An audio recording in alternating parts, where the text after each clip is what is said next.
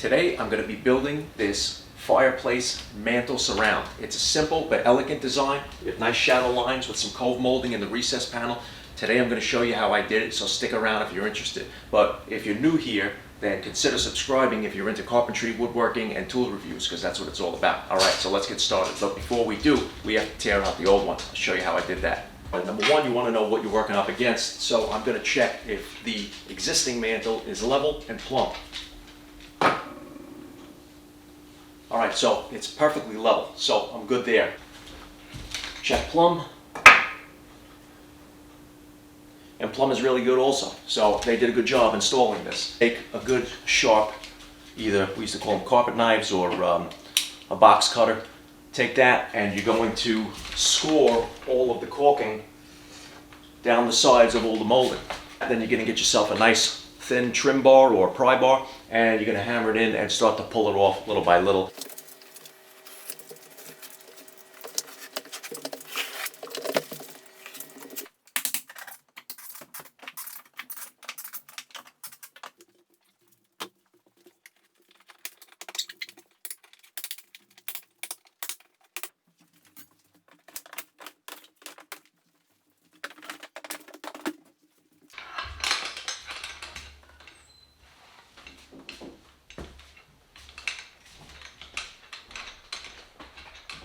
Take a good sharp putty knife and start knocking back all these obstructions that are in your way.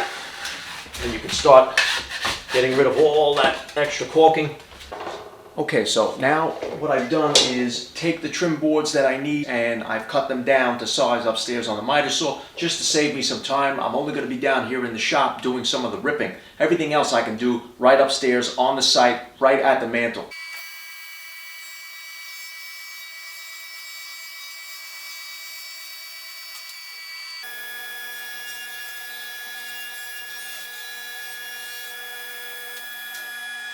Going for a side width of 7 inches, so the material is 5.5, and then on each side I'm going to have a 3/4 board, and this seam is going to be covered up by the face frame. So 3/4 on this side, 3/4 on this side, that'll give us our total of 7.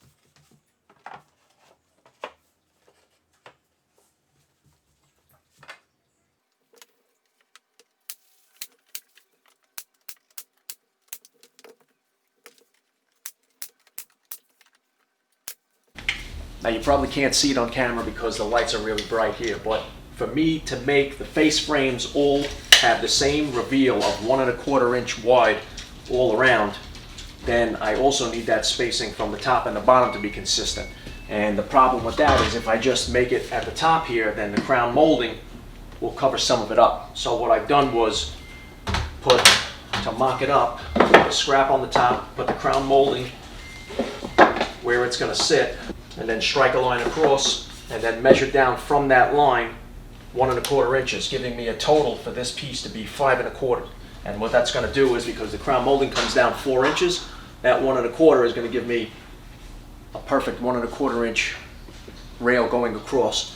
Then the 1.25 style is going all the way down, and then at the bottom, since I'm going to have these going wrapped around the bottom as the pilaster bases, these are going to go wrapped around in 45 miter.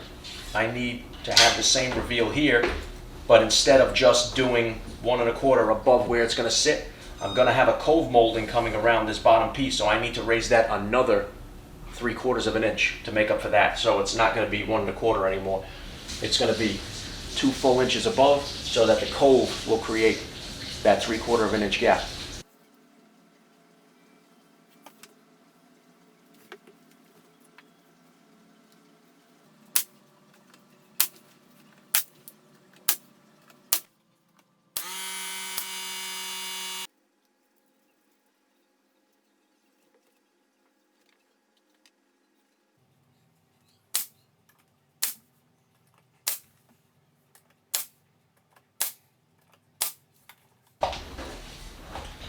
Okay, so this is the back nailer that's going to hold the freeze board. So what I just need to do is line it up flush with the tops of these, nail it in place, and then drive a couple of screws into the studs. And then the freeze board is going to be fastened to this, and it overhangs the tile slightly, so when I come down, it's going to bypass the tile here and cover it right up.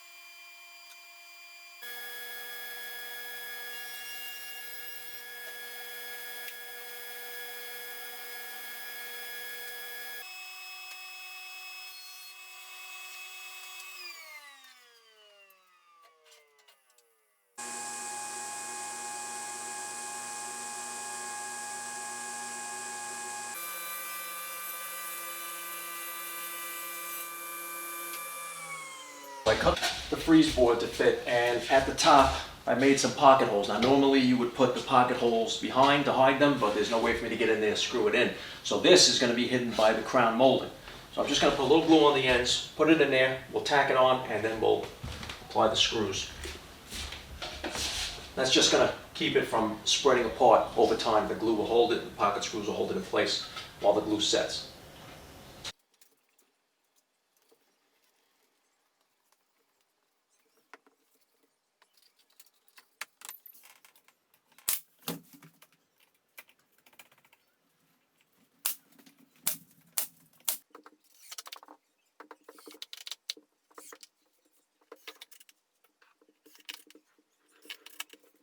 Setting up a stop block for the pieces that I need to cut for the plinth blocks at the bottom, and also the pieces at the top that the crown's going to wrap around.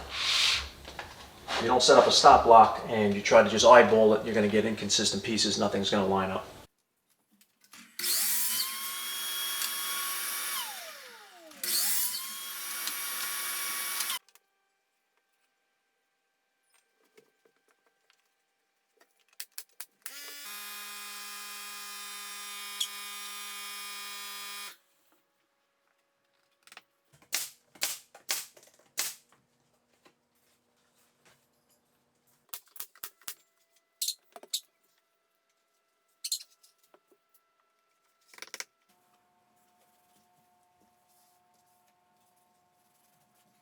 So I took a couple pieces of scrap and made spacers so I can put them in each corner, and then butt this up against the spacers.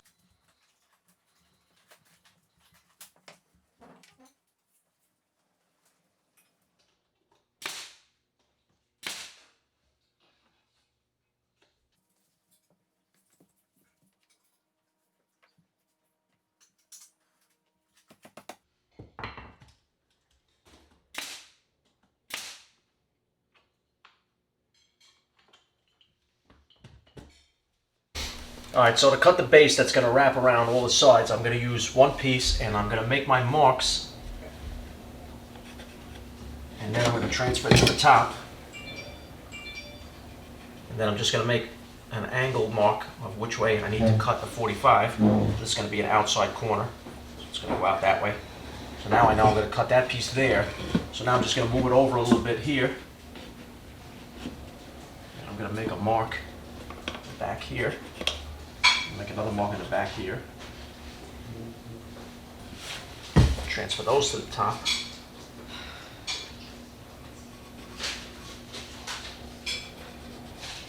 And these are going to be outside corners.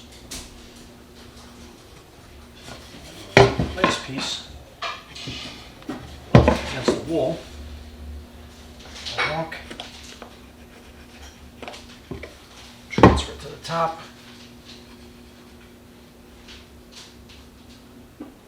And that's going to be outside. So now I can cut all my pieces in one shot out of one board.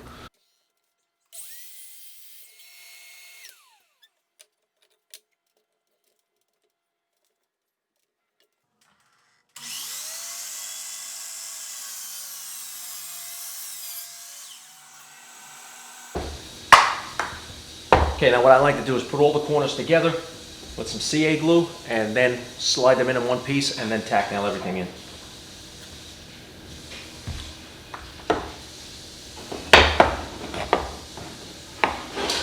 So one side's going to get the glue.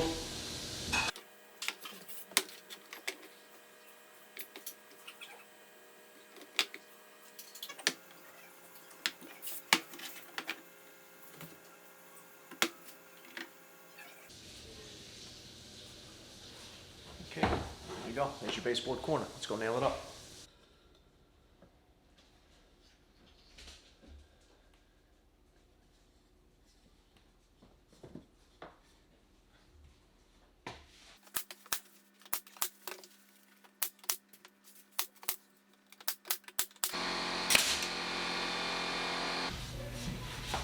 Okay, so I made this frame to fit right over the freeze board. This way I can add some more molding. And you can see I got pocket screws, put it together so that I can just pop it in and then nail it in place. That's going to cover these screws and also be in line with this to accept the crown molding. Add some glue.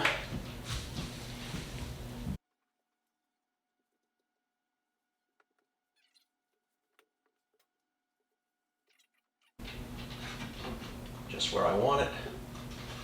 And I'm going to hold it flush to the top.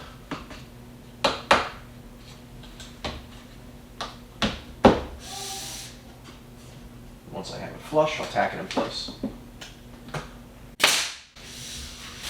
Over here.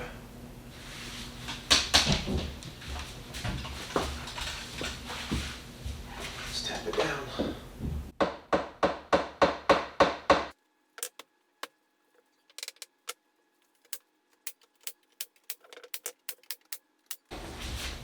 And so now the center of these will be filled with the same moldings as the pilasters on the sides.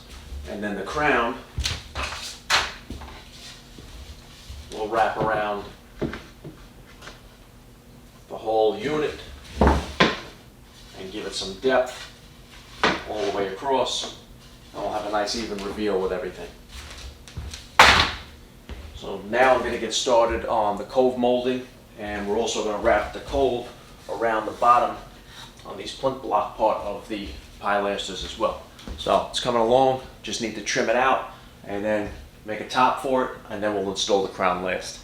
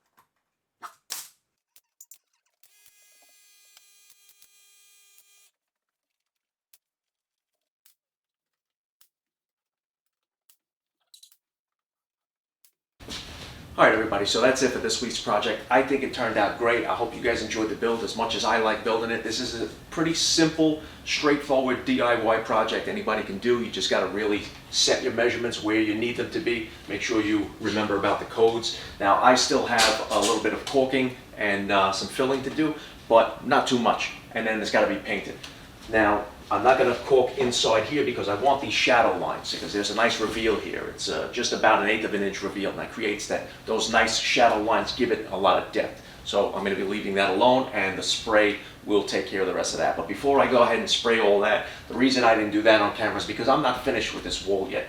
In the next video, I'm going to show you guys how to do chair rail and the panel molding boxes or shadow boxes on the wall, picture frame style, and that's going to be like a simple medium style wainscoting, and I'm going to be doing that on both sides, and we're going to have about 3 boxes on each wall. So stay tuned for that video if you like that stuff. Alright guys, so don't forget to hit that subscribe button, hit the little picture of the notification bell, that'll notify you every time I upload a video, and I will link all the tools used in this video in the description below with an Amazon affiliate link. It doesn't cost you any more to purchase the tools, it just supports the channel a little bit. Alright guys, I'll see you next time. Thanks for joining me.